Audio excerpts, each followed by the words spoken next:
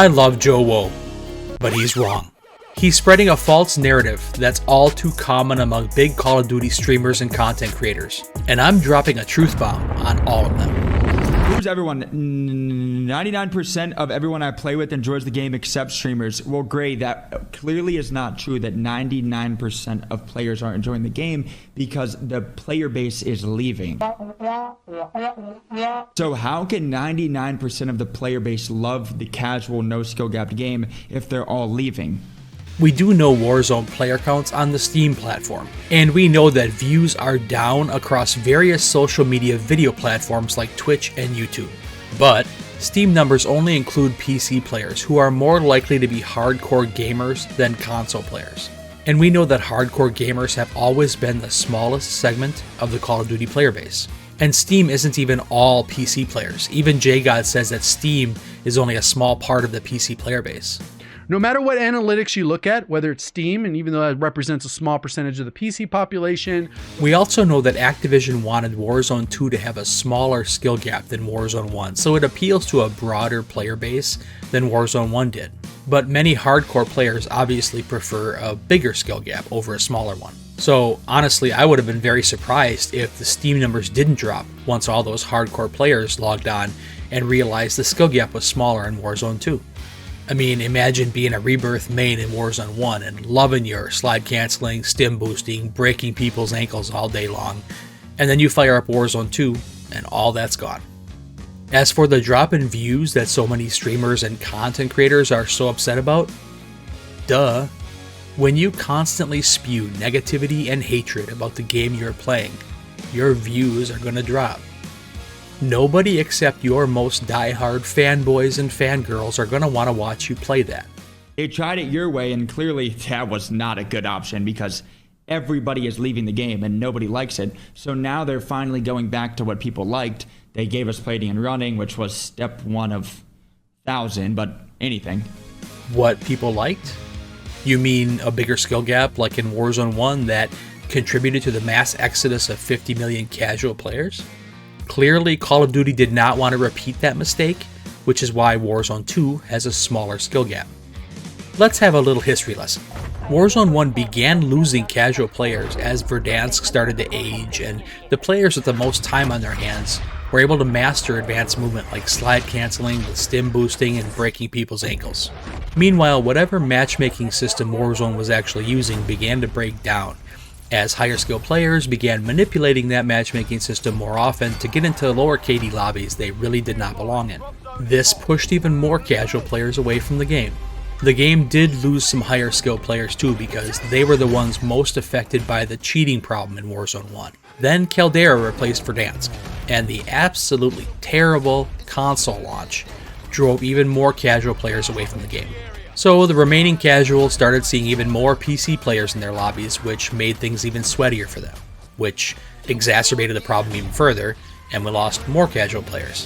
When all was said and done, Warzone lost 50 million players for Call of Duty.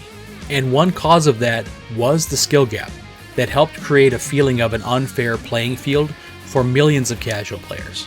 When they died, it often felt like they would just never be able to get as good as the players who killed them. And that made it hard for many of them to justify continuing to play the game.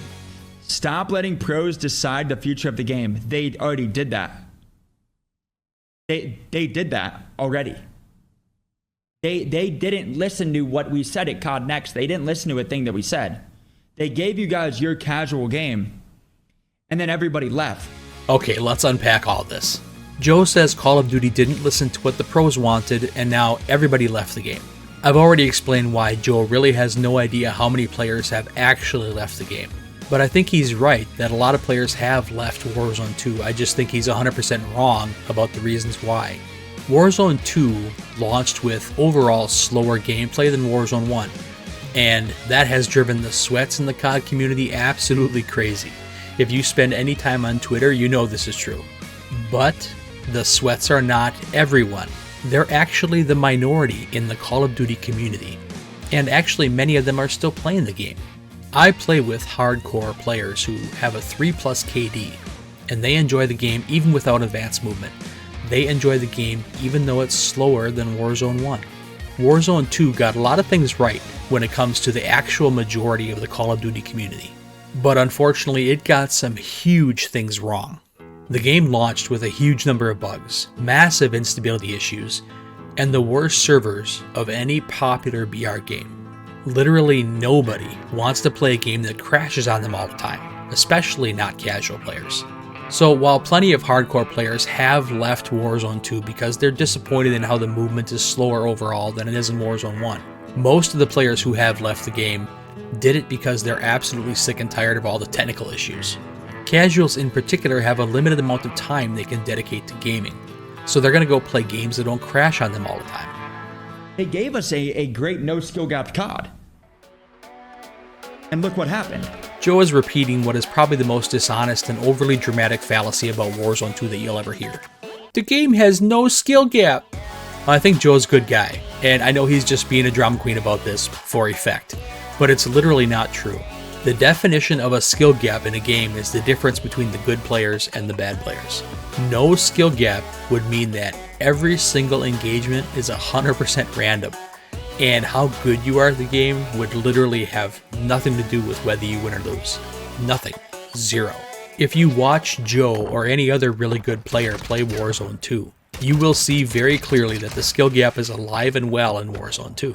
It's just not the same kind of skill gap as it was in Warzone 1.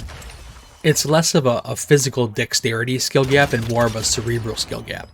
In Warzone 1, if you were very good at advanced movement and utilizing the longer TTK, you could make bad decisions in the game all day long and get into really terrible situations and have a chance of getting yourself out of it. In Warzone 1, for higher skill players, there was a lot less emphasis on the need for positioning and smart rotations, playing smart, using strategy. They didn't need to do that as much.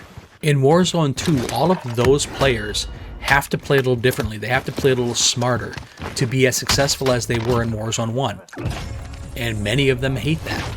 That guy killed me 50 times over in freaking Warzone 2. Warzone 2 might actually fail, but if it does, it's going to be because people couldn't put up with all the massive technical issues that the game has had since launch. Not because the skill gap is smaller than it was in Warzone 1, not because the movement overall is slower than it was in Warzone 1. Those things really aren't a deal-breaking issue for anybody but the higher skill players, the ones who fully utilize the advanced movement and all the speed of Warzone 1. Many of those players were Rebirth mains. Many of those players spent most of their time in Rebirth. Those are the people that really hate this and are willing to quit the game because of it. So what's wrong with changing the game to accommodate what some of those hardcore players want? Well, here's my answer to that. Nothing. The Call of Duty Players Union is just fine with speeding things up a bit, as long as that skill gap doesn't grow too big. And we'll keep advocating online and behind the scenes, like we have been doing, for this issue and other things that we think would benefit the majority of Call of Duty players. Watch this video next to learn more about the COD Players Union and one of our other top priorities that will make Call of Duty games more fun for the majority of players.